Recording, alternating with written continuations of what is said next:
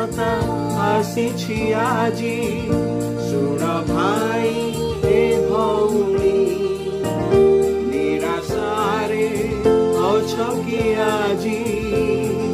ତେବେ ଶୁଣ ଏ ଭାଇ, ଶୁଭ ବାରତା ଆସିଛି ଆଜି।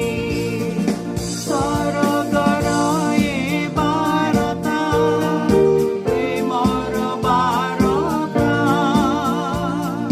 ସତ୍ୟମୁଖୀର ବାରତା, ପରିତ୍ରାଣର କଥା।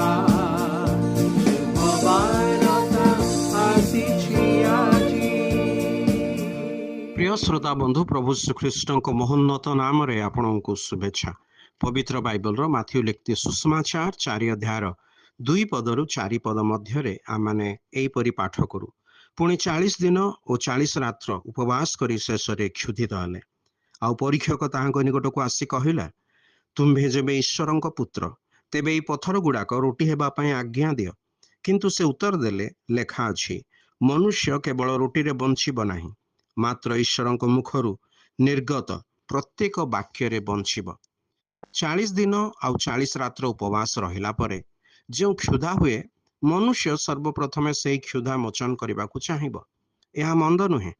କିନ୍ତୁ ପରୀକ୍ଷକ ଶୈତାନ ଯେତେବେଳେ ପ୍ରଭୁ ଯୀଶୁଖ୍ରୀଷ୍ଟଙ୍କୁ କ୍ଷୁଧିତ ହେବା ଜାଣି ତାହାଙ୍କୁ ଏହିପରି ପରୀକ୍ଷା କରି କହିଲା, ଯଦି ତୁମ୍ଭେ ଈଶ୍ୱରଙ୍କ ପୁତ୍ର, ତେବେ ଏହି ପଥର ଗୁଡ଼ିକୁ ରୁଟିରେ ପରିଣତ କର।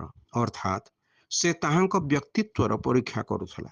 ଈଶ୍ୱର ମନୁଷ୍ୟକୁ ଆତ୍ମା, ପ୍ରାଣ ଓ ଶରୀର ବିଶିଷ୍ଟ କରି ଗଢ଼ିଲେ, ମାତ୍ର ପାପ ମନୁଷ୍ୟର ପ୍ରାଥମିକତାକୁ ବଦଳାଇ ଦେଇଛି। ଅର୍ଥାତ୍ ମନୁଷ୍ୟ ନିଜର ଆତ୍ମା ଅପେକ୍ଷା ନିଜର ନଶ୍ୱର ଶରୀର ବିଷୟ ଅଧିକ ଚିନ୍ତା କରିଥାଏ। ଏଥିପାଇଁ ପ୍ରଭୁ ଯୀଶୁ ତାହାକୁ ଉତ୍ତର ଦେଲେ, ମନୁଷ୍ୟ କେବଳ ରୁଟିରେ ବଞ୍ଚିବ ନାହିଁ, ମାତ୍ର ଈଶ୍ୱରଙ୍କ ମୁଖରୁ ନିର୍ଗତ ପ୍ରତ୍ୟେକ ବାକ୍ୟରେ ବଞ୍ଚିବ।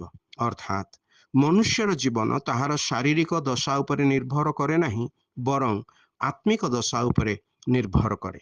ଯିଏ କେହି ପ୍ରଭୁ ଶ୍ରୀଖ୍ରୀଷ୍ଟଙ୍କ ଠାରେ ବିଶ୍ୱାସ କରେ, ସେ ପରିତ୍ରାଣ ପ୍ରାପ୍ତ ହୁଏ, ପୁଣି ଆତ୍ମିକ ଭାବେ ଜୀବନ ପ୍ରାପ୍ତ ହୁଏ। ଶାରୀରିକ ମୃତ୍ୟୁର ପଶ୍ଚାତ ମଧ୍ୟ ସେ ଈଶ୍ୱରଙ୍କର ସହିତ ରହିବାକୁ ସ୍ଥାନ ପ୍ରାପ୍ତ ହୁଏ।